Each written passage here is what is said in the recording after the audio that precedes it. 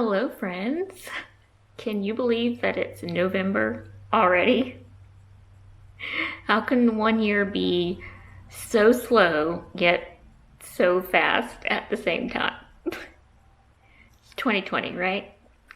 That means it's time for my October wrap-up to see how many books I panned.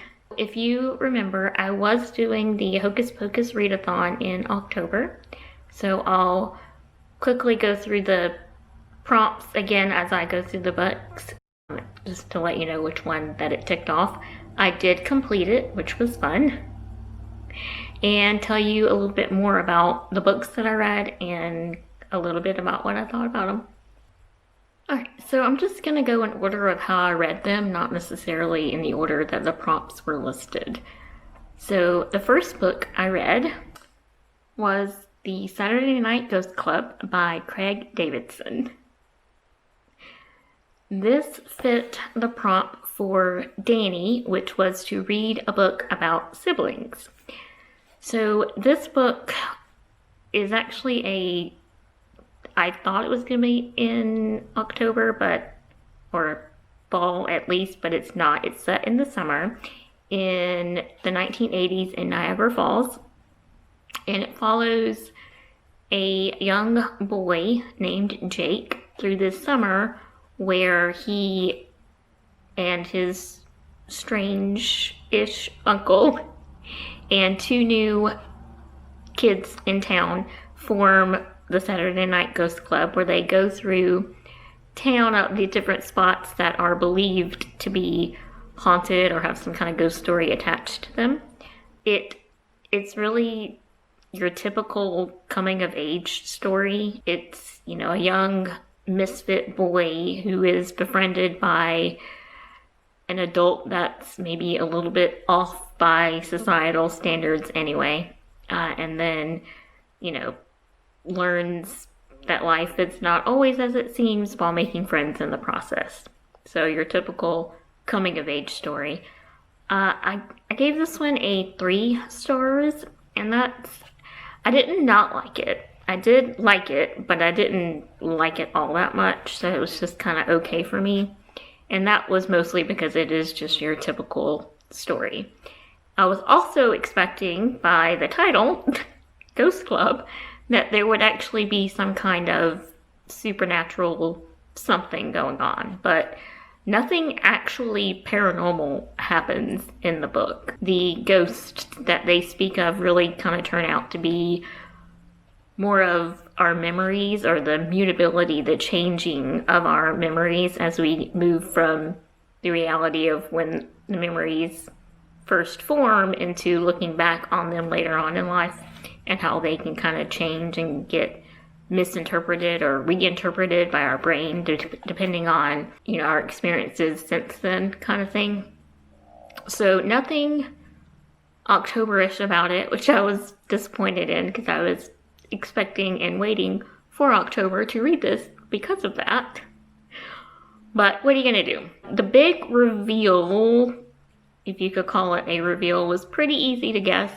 Probably about halfway through, and that's not, this book is only like 200 pages long, so it was a bit of a letdown when you can guess it at the 100-page mark, considering that's halfway through the book. But again, I didn't not like it. I did enjoy it for the most part, but I didn't really like it. You know what I mean? Yeah. Alright, the next one I got from the library. I got it both as an ebook and an audiobook, and I've already returned it, so it'll be up on the screen. This is The Girl Who Drank the Moon by Kelly Barnhill. This is probably my best read of this month. I loved this book. I did give it 5 stars. In this story, there's a town who is thought to be plagued by an evil witch. And to hold off this evil witch, every year, one family in the town, called the Protectorate, is to sacrifice a baby to the witch. So they pick a child from the town people, they leave the baby in the woods supposedly for the witch to take to satisfy her. So she leaves the town alone. But turns out that the witch that they're giving these babies to is not evil and doesn't want to do harm. So she is actually kind of confused. She's worried. She doesn't know why these babies are being left out in the woods. But she doesn't ask questions. She just takes the baby every year and she delivers them to new homes, new families to raise them and be happy. And one year, she picks up the baby that was chosen for sacrifice. And along the way, she typically will feed these children starlight, just to help nourish them and things. And this particular year, she accidentally feeds the baby moonlight instead of starlight. And moonlight can give you magical powers. So by feeding this child moonlight, she essentially turns her into a witch. And so since she can't really give a magical baby to normal non-magical people to raise, she decides to do it herself. This is a story of love and family and loss and friendship and sorrow and healing. It's a very dynamic story, especially since it's a middle grades read. And it has all of those elements, but they're all intertwined in sort of this fun, pure, whimsical magic. And I really, really loved it. The writing was pretty dynamic. It felt both light and airy, but also dense and heavy all at the same time. I'm not sure how she did it, but she did it well. And there wasn't a main character. It kind of switched through several different characters told through different perspectives. And so you really got an overall feeling and knowledge of the story from each person's perspective, which I tend to enjoy. I enjoy books that do that. So my favorite of those characters would have to be Firion, the tiny dragon, and Glurk, the large swamp monster. So it was just a fun and lighthearted, but also deep and thoughtful. Again, especially for a middle grades book. So I very much enjoyed it, and I'm glad that I finally got to read it, because it has been on my TBR for a while. Because I don't own it and I haven't read it yet, but this pushed me to do it, and I'm very glad that it did. Next up is The OK Witch by Emma Steinkellner.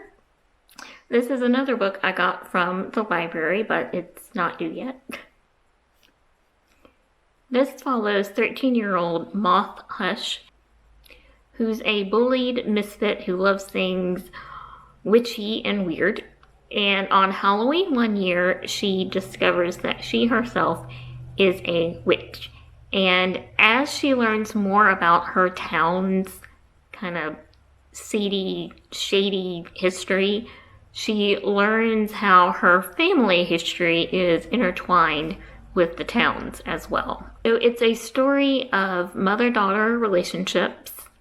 It's a story of family ties and friendships. There's even like an LGBTQ character in here as well. I did enjoy this book. So it is another middle grades, but this is a graphic novel, and it's my first graphic novel.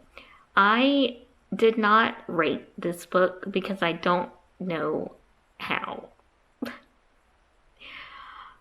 I liked the story, and I liked the characters, and I loved the illustrations. That's actually what made me want to read this book to begin with. I'll show you some of them. But I don't think that graphic novels are for me. I'm probably not going to write them off altogether. I'll at least give some more a try. Maybe it's because it was a middle grades and not at least a YA, or do they make adult graphic novels? I don't know, probably. So I don't know how to rate it. I think if I was someone who knew I liked graphic novels, I would have loved this story. It is a very good story. It's a very cute story. It's, again, got great characters. The illustrations are wonderful. It just somehow didn't all work together to really do it for me. But I don't want to rate it because, one, I can't rate it really high because I didn't necessarily enjoy it all that much because of the format. But I don't want to rate it low just because I don't like the format. If that makes any sense at all. Probably not. But if you do like graphic novels, especially if you like middle grade graphic novels, and you like witchy and fall things, I would recommend that you read this. It is very cute, and it is enjoyable to an extent. And this book actually covered 2 prompts for me. It covered Allison's prompt, which was to defeat the Sanderson witches by reading a book about a witch. And also Max's prompt, which was to dress up as a character while you read a book. So I dressed up as Binks while I read this book. And I did a read with me while dressed up and reading this book. If you want to check it out, if you haven't already, I'll link it somewhere. But again, I don't know how I feel about it because I don't think I like graphic novels. Okay, that actually completed all of the prompts for the readathon, so I did complete it. But I did read one extra book, which could have been used for a prompt if I needed it. It was like a backup. It was one of our strengths, which was you could steal a prompt from another team if you wanted to or needed to. So for that one, I chose The Hazelwood. Can you see that? Yep. The Hazelwood by Melissa Albert. And I did enjoy this a lot. I enjoyed it pretty much the whole way through up until around the end. But this is a story about 17-year-old Alice and her mother. They basically have lived Alice's entire life on the road, going from place to place to place, with this uncanny bad luck following them everywhere that they go. And one day, Alice's mom gets a letter from her mother, so Alice's grandmother, saying that she has died. And Alice's grandmother is an author of some pretty underground, popular, dark fairy tales. After the news of her grandmother passing, their bad luck kind of dissipates a little bit, where they're able to settle down in New York for a short time, until one day Alice's mom is abducted. She completely disappears. There's no trace of her. Nobody knows what happens or what happened to her. And so then Alice and one of her friends from school, Finch, who is a big fan of Alice's grandmother's stories, they set off on the trail of trying to find her mother, to find out what happened. And along the way, weird things keep happening. So the pace of the whole story, for the most part, was nice and steady. It flowed well. You know, one thing was happening after another. It kept you on your toes. I didn't guess what was happening. But it ended up being a 4-star for me, even though throughout reading it, I really thought it was going to be a 5-star. And that was because of the end. Not necessarily because of the actual ending, but because it felt so rushed at the end, just to kind of tie everything up in a bow and get done with it. So for that, it was a 4-star instead of a 5-star read for me. But I still enjoyed it, and I will likely still pick up the second book. Maybe not right away, but probably at some point.